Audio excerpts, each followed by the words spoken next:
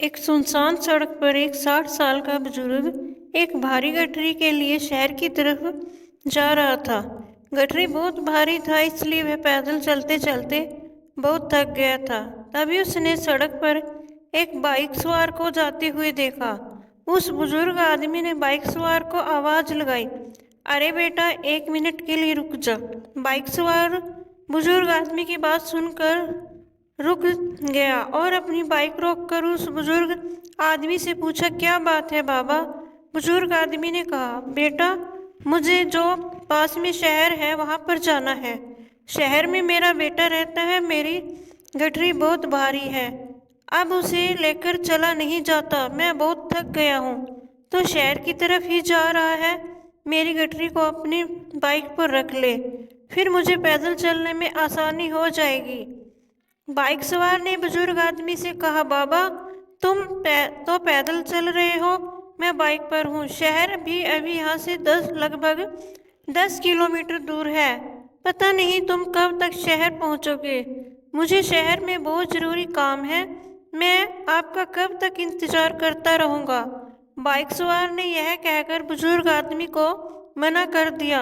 Bike सवार अभी कुछ दूर ही पहुँचा होगा, तभी उसके मन में पाप जागना शुरू हो गया। उसके पापी मन ने कहा, तू कितना मूर्ख है। वह बुजुर्ग आदमी ठीक से चल भी नहीं पा रहा है और बुजुर्ग होने की वजह से उसे ठीक से दिखाई भी नहीं देता है। तुझे वह अपनी गठरी दे रहा था, क्या पता उस गठरी में उसने बहुत सारे रुपए पैसे रखा हो। अगर तू उसको लेकर भाग जाता तो क्या हो पता चलता। वह तुम्हें कहाँ पर ढूंढता, ऐसा कहकर तू जा वापस और उस बुजुर्ग आदमी से गठरी ले ले। बाइक सवार ने अपने पापी मन की बात मान ली और वापस लौट गया और वापस जाकर उस बुजुर्ग आदमी से कहा, बाबा, लाओ अपनी गठरी मुझे दे दो, मैं लेकर शहर पहुंचा देता हूँ और वहाँ पर मैं आपका इंतजार करूँगा।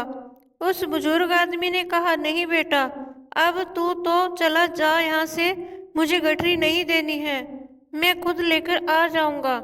बाइक सवार ने कहा, बाबा, अभी तो कुछ देर पहले ही आप कह रहे थे मेरा गठरी बहुत भारी है और मुझसे चला भी नहीं जा रहा है।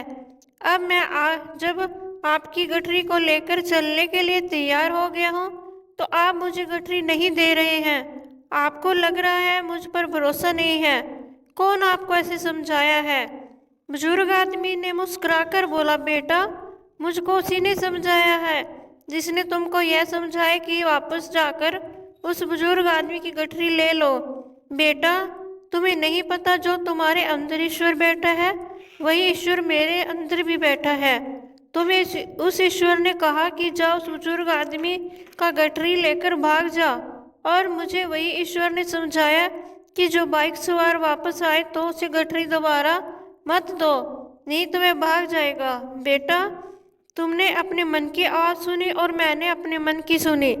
दोस्तों, इस कहानी का आशय यही है कि जब भी इस दुनिया में कोई भी कर्म करते हैं तो आपका मन एक बार आपको यह बात जरूर बताता है कि यह काम अच्छा है या बुरा। इसलिए आप अपने मन को तराजू में तौलिए और यह देखिए जो काम करने में जा रहा है वह अच्छा है या बुरा। अगर वह थोड़ा सा भी बुरा है तो उस काम को मत कीजिए, क्योंकि अगर आप किसी का भला नहीं कर सकते हैं तो बुरा करने के बारे में क्यों सोचेंगे। दोस्तों, मेरी यह वीडियो देखने के लिए आपका बहुत बहुत धन्यवाद। जय श्री राम।